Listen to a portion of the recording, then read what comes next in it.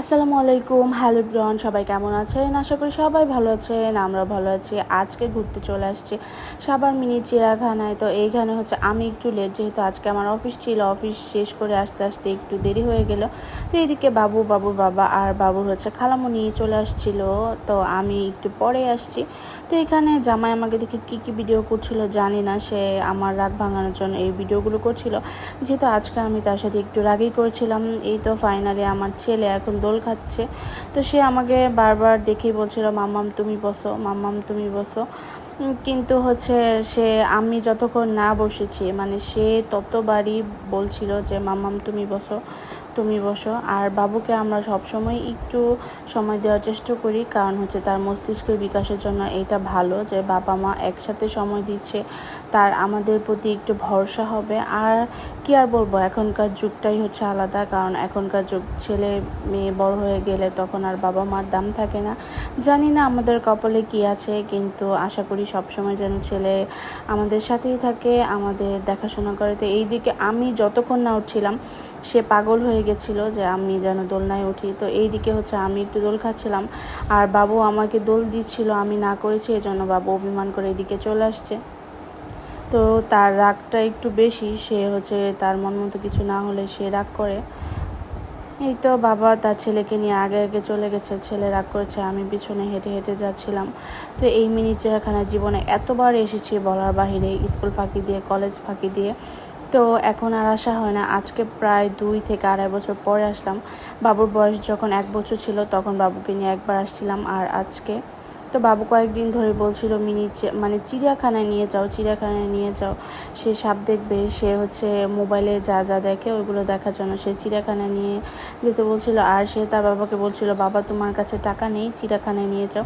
তো এই জন্য হচ্ছে বাবা আজকে ছোটো চিড়িয়াখানায় নিয়ে আসছে। আর এই গরমের মধ্যে বড় চিড়িয়াখানায় যাওয়া একদমই পসিবল না, কারণ এইখানে এত বড় আর এত হাঁটাহাঁটি, কারণ ওইখানে এই গরমে বাবুকে নিয়ে গেলে একদম শেষ। তো এইদিকে এত কথা বলতে বলতে আমরা দেখে নিলাম হচ্ছে অজগর সাপ। তো সাপটা একদম হচ্ছে মরার মতো ঘুমিয়ে আছে, আর হচ্ছে নেটটা এমনভাবে দেওয়া ভালো করে ভিডিও করা যাচ্ছিল না। এই তো, আর সাপ দেখলে আমার সবসময় অনেক ভয় লাগে। এই সাপটা দেখার পর এত ভয় লাগছিল, মানে আমি মনে হচ্ছিল কি যে আমার পায়ের মধ্যে এসে ধরেছে। তো যাই হোক, সাপ টাপ দেখলাম, ঘোড়া টোড়া দেখলাম, এই যে এইদিকে অনেকগুলো ঘোড়া ছিল। তো এখন 2 বছর পরে এসে দেখি অনেক কিছু চেঞ্জ হয়েছে, ঘোড়াগুলো ওই সাইডে ছিল, এই সাইডে নিয়ে আসছে। তো ছেলে শুধু রাগই করে, সে রাগ করে এখানে দাঁড়ায় থাকবে। এই তো সে হচ্ছে দাঁড়ায় আছে অভিমান করে,